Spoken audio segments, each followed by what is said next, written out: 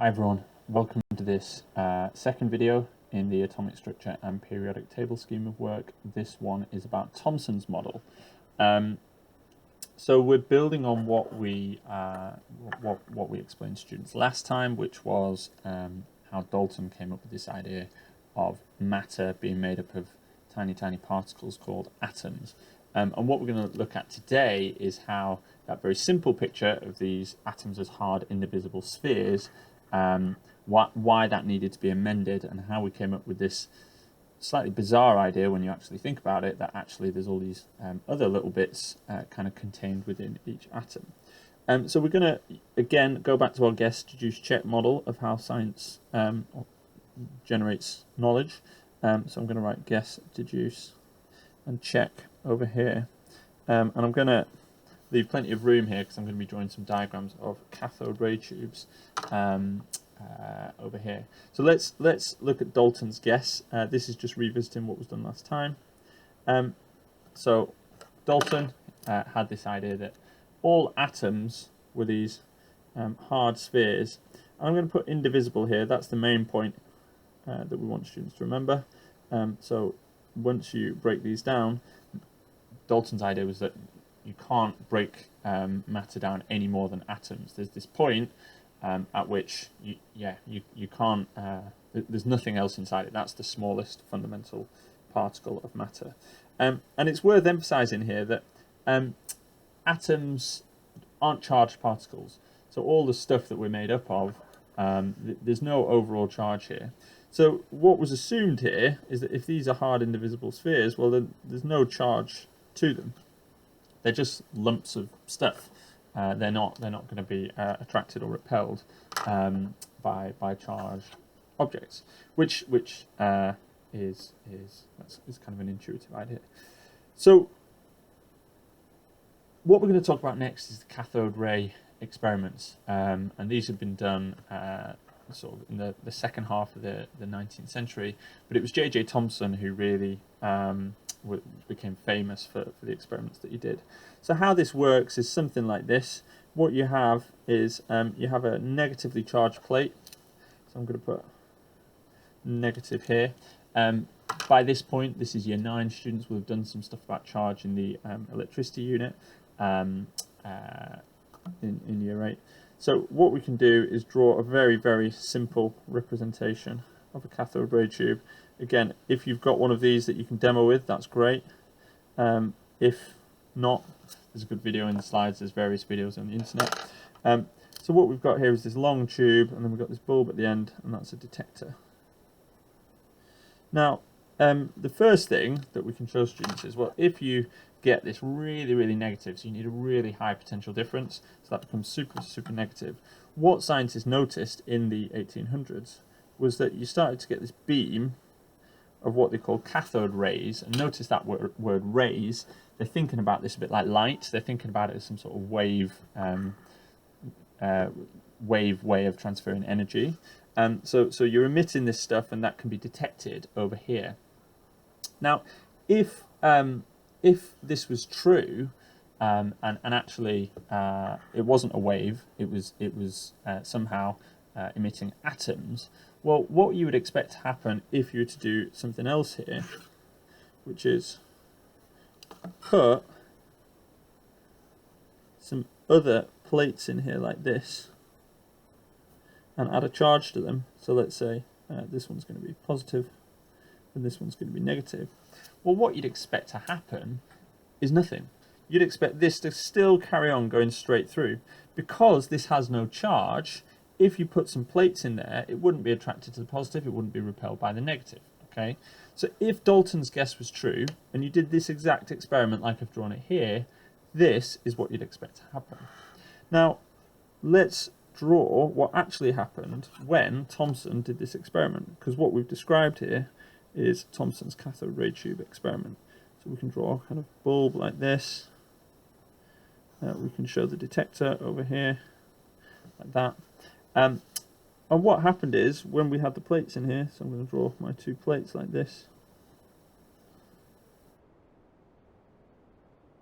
One of them is positive, one of them is negative.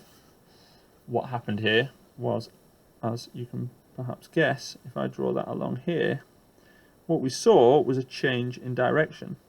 Now this is the kind of thing that later on, if they do A-level physics, they'll look at in more detail, but we had a change in direction. So instead of going straight through, like this one did, like we'd expect, if this was an indivisible sphere with no charge, what actually happened was this, that it bent upwards, it was deflected towards the positive and away from the negative. So what does that mean about Dalton's guess? That means Dalton's guess was wrong. Thomson therefore realized that we needed a new guess, we needed a new image of what matter looked like. And he said, and you know, he did various measurements, he realized this was a very light particle just by how much it was deflected. So we could say there's this extra very light particle, we might add in here, very light, because of how much it was deflected. And the fact that it was deflected towards the positive and away from the negative meant this was a negative particle. So you realised you've got this very tiny negative particle inside atoms. And he realised that actually it wasn't a whole atom being emitted here in what was called the cathode rays. It must be these very tiny particles being emitted from atoms. So what guess did he come up with? What did he say might be a sensible guess for what matter was made up of? Well, if you've got these very tiny particles that happen to have a negative charge, he was like, well, okay, let's draw this line, by the way, to show this kind of cyclical nature of scientific knowledge. He said, well, maybe they're just kind of scattered around all over the place. So we can label that in here like this, and we can just show that you've got these negative charges just scattered randomly throughout this atom. But this, let's do that in a different colour, let's go back to here. What you've got in the rest of the atom, because we know that the atom's got no overall charge, this must be a ball of positive charge. And again, I'm probably not explaining anything new to you guys, but hopefully by giving it that context, you can see where this plum pudding model came from. So we've got a ball of positive charge here, and he literally just said, well, there's these tiny little negative particles that are very light. I know that from my cathode ray tube experiment. What would I expect to happen? I suppose there's probably some just little negative charges scattered randomly, so I might add scattered randomly in here. Maybe this is what it looks like. And again, I think it's worth emphasizing this is kind of speculative. He's not able to give a perfect picture straight away, and this comes back to this really broad idea about what science is. It's about trying to see inside the mystery box that we studied right at the start of year 7. You can't see matter, you can't see atoms, especially not in 1897. So what you've got to do is, from your experiments, make these guesses for what's actually going on. So his guess was just the simplest one that you could have. Now that we've discovered these electrons, and I should probably put a label to say that these are electrons, these very tiny negative particles, he just said, well, they must be scattered randomly, and therefore the rest of the ball must be positive. Now you could redraw this, but again, if you were to deduce from this what you'd expect to happen in the cathode ray tube, well, it would look exactly like this. So in that sense, I'm not going to redraw the whole experiment, but in that sense, when you do the check here, this model seems good. But as we're going to find out in the next video, you can design other experiments, as Geiger and Marsden and Rutherford and so on did, that show why this model isn't quite correct. And the last thing that we need to say, of course, is what Thomson's model was called.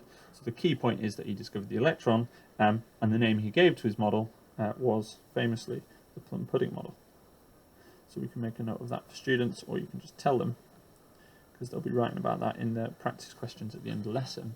And again, you might want to update that, because no one really eats plum puddings anymore except at Christmas, and say something like a blueberry muffin. But the idea is you've got this cake with the plums scattered randomly within it, and likewise the atom is just this ball of positive charge with a negative electron scattered randomly within. So that is Thomson's guess, Thomson's model, and we're going to look at how that was overcome by Geiger, Marsden and Rutherford in the next video.